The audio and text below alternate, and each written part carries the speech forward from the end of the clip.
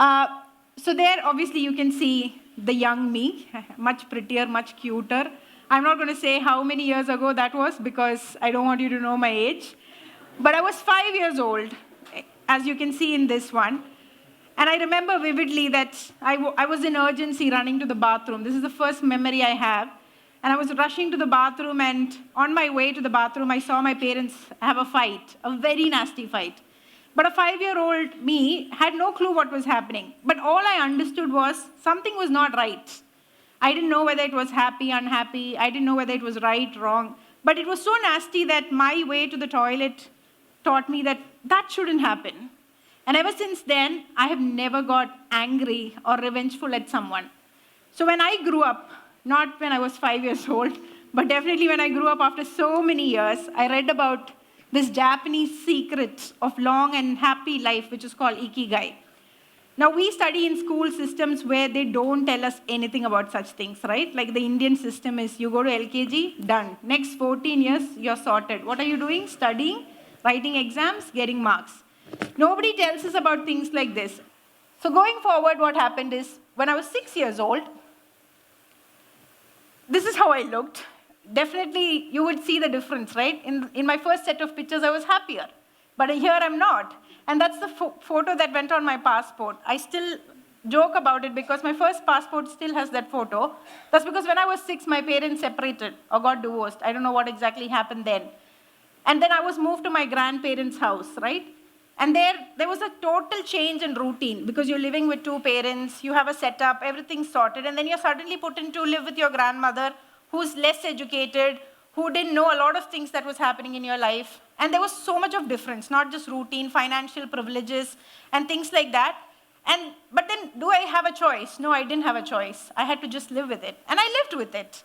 And that's when I came to know of what today everybody says, no, get out of your comfort zone. I got out of my comfort zone when I was 6.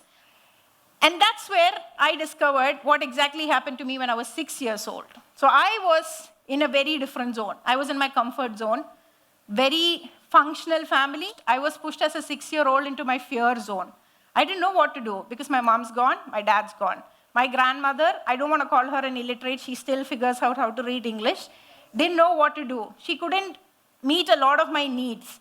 And then, back then I didn't know any of this. But then I tried to dissect what happened to me then.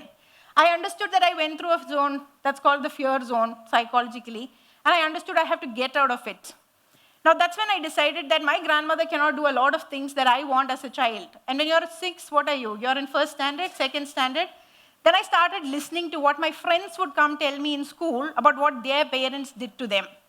So I would then have a conversation with myself, becoming my own parent, as to if my parents were there, what would I have done? Because that's the set of parents doing things for their kids, right? So there's like 10 different set of parents. So imagine I'm getting the best because I'm listening to all the 10, and that's when I got into a learning zone. So there's a funny story where, how did I get to growth zone, right? So everybody goes for summer vacation holidays, right? Everybody goes to Ooty.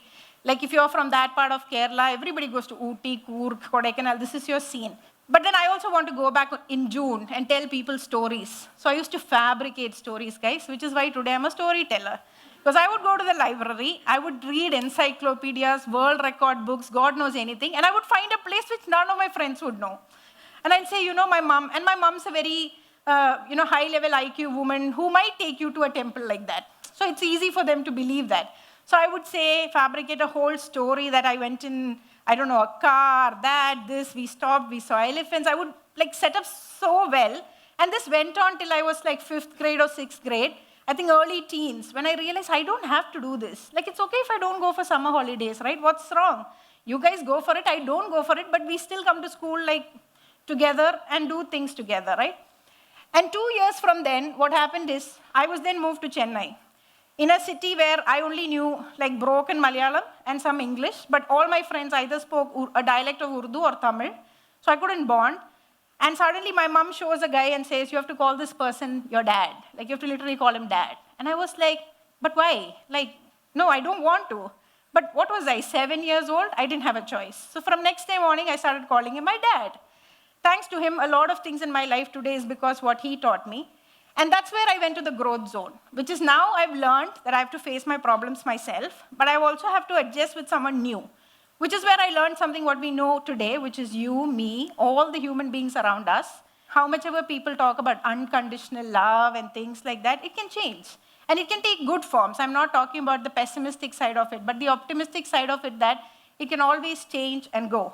So then independence was a very important thing for me. I wanted that power to think for myself, not give it to someone the society thinks is not even related to me by blood. But how do you become independent in India? You know your basic needs, right? Roti, kapda, makan. Somebody has to give this. You cannot just decide as a minor. In legal context, I'm still a minor. I'm talking about early teen days. I cannot just walk out of home and say, bye, I'm done. I don't want to listen to you guys. Who will pay my school fees? Who's going to give me food? But the thing is, you also now know that you can study. And only if I study well is when I'll get a job. Because we live in a country and there are not many jobs in India. So if I have to get a job, so then I became that nerd kid suddenly. I'm not rebellious. I don't care what my parents are going through. I'm like, cut all that thing out, right? But nowadays, you pay therapy to do that, which is to cut nonsense out of your head. I cut that and I said, I want to be the class topper. So then I decided to do mechanical engineering. Why? Because all the other engineering streams, you have to study a lot. You have to think. And like in civil, you have to draw. Like mechanical, I thought it's like driving car. It's super easy. You know there's a clutch, there's a brake, you drive, the car moves. And I thought it's super easy, like it's simple, right? Because everything else is like, imagine current going from A to B. Where? I can't see current. Where is it going? And I don't understand. Talk to a computer and tell computer to do things. No, has HTDIO. What am I telling to the computer? I don't understand. So I kind of did an elimination process to cut down all the other streams, and I decided mechanical. So when I say mechanical, I studied with a bunch of boys, okay? There were 2 of us. But then everything's different for them. Like especially when you're in TKM Engineering College in Kollam, which is one of the most developed districts in Kerala, just to let you know. You have no idea what is going to happen in your life because you are with a bunch of men who are privileged because they're just men. So then from thinking that, oh my God, my family was a problem, I'm coming to a world where it's just men. They don't care about what women do. Nobody told about financial independence. And financial independence made me think like, okay, now I don't have to be answerable to anyone, which doesn't mean I don't respect my parents. I still respect them. It's just that I don't want to be dependent on them financially. And when you're not dependent on anyone financially, right, at the end of the day, they can't say no. When they say no also, you still have the confidence to convince them. But what happens in most cases is you don't have the confidence to convince them if you're dependent on them in some way, because you know that if you fight, they'll say, no children. And you can't just go on the street because in India there's so many people already, so many people on the street. You don't want to be an additional problem, right? So I watched a TED talk by Drew Dudley where he talks about what everyday leadership is. So I have heard a lot of Mallus especially, okay, say that you have to be a born leader. Everybody is born with nothing. We come with zero information. We come out of a liquid ball and we just are like out. Nothing's there.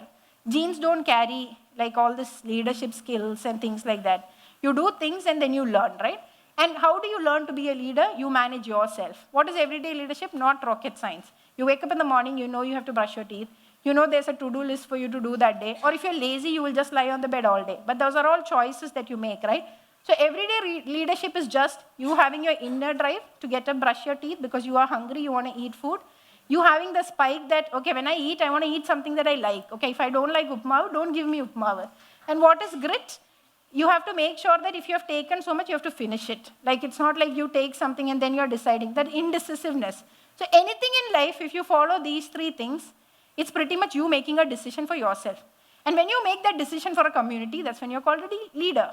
And another important thing that nobody told me is that the world is evolving. When I was growing in school, there was no internet, no WhatsApp, nothing.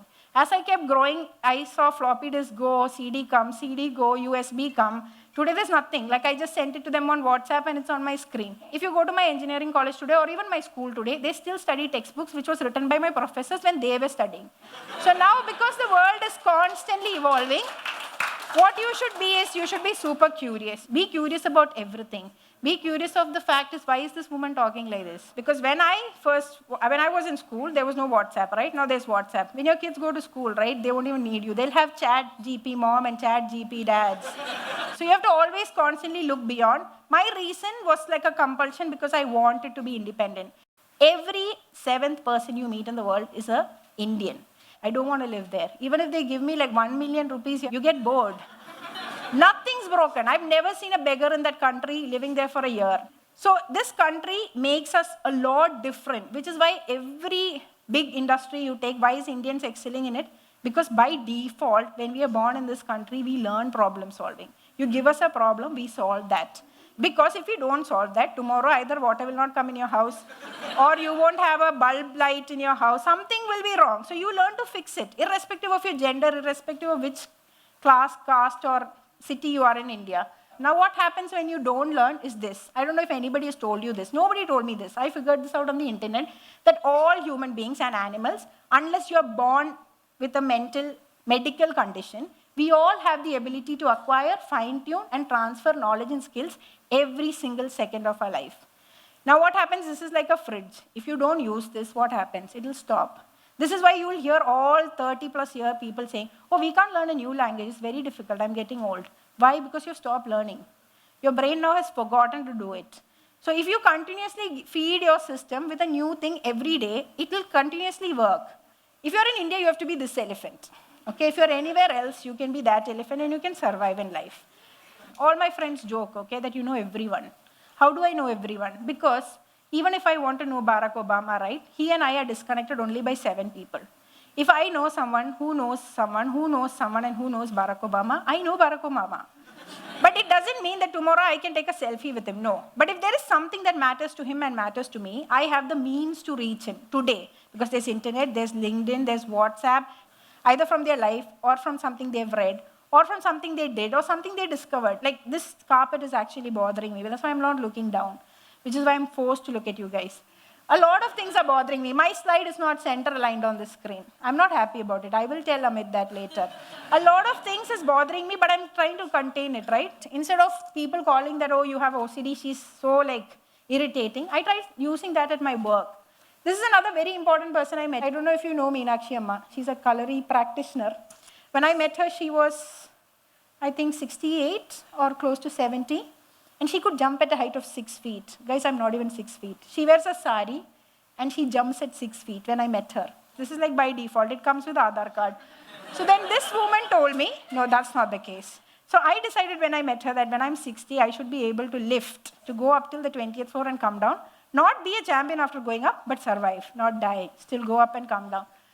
I went there as a registration volunteer. I'm sure everybody knows what a registration volunteer does. Sits out in a table like that and takes people going inside the room. That's what I did when I was 18. Guys, I had no clue I would stand on the same blue dots. I never thought I would stand there. Neither did I work towards it. But a lot of things you do eventually builds up to what comes there. So it's just like you check little to-do list, and eventually when you look at it, it's like a big bucket list. So all I'm trying to tell you is it's all about choices, right? And people tell you, oh, you have to take the right choice. There's nothing called right and wrong. If I knew something's wrong, I wouldn't do it, guys. Even a thief goes to steal because he thinks there's something right about it. If he knows 300% that it's wrong, why would he do? So there's nothing called right and wrong. It's very much of a perspective that changes from person to person. And even if you feel that it's wrong, right, it's okay sometimes. I started volunteering for national games. Next. Then I thought, okay, volunteering is enough. I wanted to get an internship. I worked for Kerala Blasters. Next, so I was like, I'm bored with Kerala Blasters now. What do I do next? I want to do grassroots football. I did Mission 11 million. So they selected me to run the FIFA Under-17 World Cup in India. So then that I did. I managed so many people, did a lot of cool things. I brought some garage stuff, okay? And then I turned a fire extinguisher into an astronaut. And then they wrote an article on me on FIFA.com. Now, if you come on FIFA.com, which is the most viewed, one of the most viewed websites in the world, you become popular. And basically, oh, there's this girl in India. We have to go to India to do this show for Neeta Ambani. Let's call her. So I work for NBA. And then what happened? I was like, now I need to escalate. For Masters, which was introduced, which I was the first Asian, brown, Indian, Muslim woman with 2 legs. They put a lot of tags to it. And then what happens? The story is not over. Why did I take mechanical engineering? Because I like cars. Now I'm in sports. What's the biggest sport event in cars? The F1. I said, I want to work for the F1. Go knock doors. Tell people I'm a mechanical engineer. In US and UK and all, if you're a mechanical engineer, people do this. Because they don't know that in Kerala, everybody is an engineer, right? So they're like, oh, this woman knows engineering. She also knows sports. Wow, what a combination. Bring her up. So that's the car driven by Daniel Ricciardo. I'm pushing that at an event. And this is one of the 4x4 cars at London Tower Bridge. And that's my boss and colleagues. So I get to work there. And then currently what I do is I work for charity. Why? That's a big sector outside of India. In India, nobody thinks of sports for development. So today I work for a UK charity which uses football to help street children get a life. So we go to every country where the ICC Cricket World Cup, the FIFA World Cup, and the Olympics happen. And just 1 week before the actual tournament, we do a tournament for street children who come from different countries. And they participate and they win trophies for themselves. So now why do I want to be in sports? Still continue, not go back to mechanical engineering, which gives me more money, is because 64% of Indians do not exercise. But we make movies on sports, okay? 1, go back, 2, 3, please go, 4. Now add up the total amount that would have been used to make all these Bollywood movies. Trust me, if Indian government would have put that money into making sports and sports facilities and give nutritious food to people, we would win the most number of medals, guys, because we have 1.7 billion people. To make what? Movies, Bollywood movies. Okay, next. Now we have a country of fanatics. These are all pictures from India, guys. When I went to Europe, this is one thing that they went crazy about. Can you go back? People painting house in Brazil. My Brazilian classmate was like, are you mad? What's wrong with this guy? I said, he's a Brazil fan. People painting, like, I'm sure you know if you're in Kerala this. And a country of fanatics, and we have 79 stadiums. Did you know that India has 79 stadiums with 20,000 more capacities? Why? Because nobody wants to go there. Why? Because the guys who have the keys are keeping the keys in their pockets, right? So this is why I continue to work in sports. And what I always tell people before I want to close is that, why have I done all this? I was not mad or anything. Someone asked me recently, how many companies have you worked in the last 10 years? I've worked for 32 organizations. Some paid, some volunteering, some not. Why did I do this? I thought I'm very talented. No? People say, oh, wow, so lucky. I did this because my therapist looked at my face and said, that's coping mechanism. Because when I'm busy and when I'm doing work, I forget about my childhood traumas. So now I have to reduce my working hours to think about my childhood traumas and process it. So you might think, oh, wow, what a life, amazing. No, I went to a panel discussion. People called me black Indian woman talking about sport. I said, listen, I'm not black. They're like, it's okay. You know, it ticks our box as a panelist. So what happens is, what I want to tell you at the end of all of this is that chaos also has a brilliance. Now, all of that is the brilliance of the chaos this country has created, the chaos my family created when I was young, the chaos my school, my setup, my society created, and the chaos that's continuing in our lives. So it's okay to be in the middle of chaos, and please do not run away. Run away is meant for people who want to find the easy way, and nothing comes easy.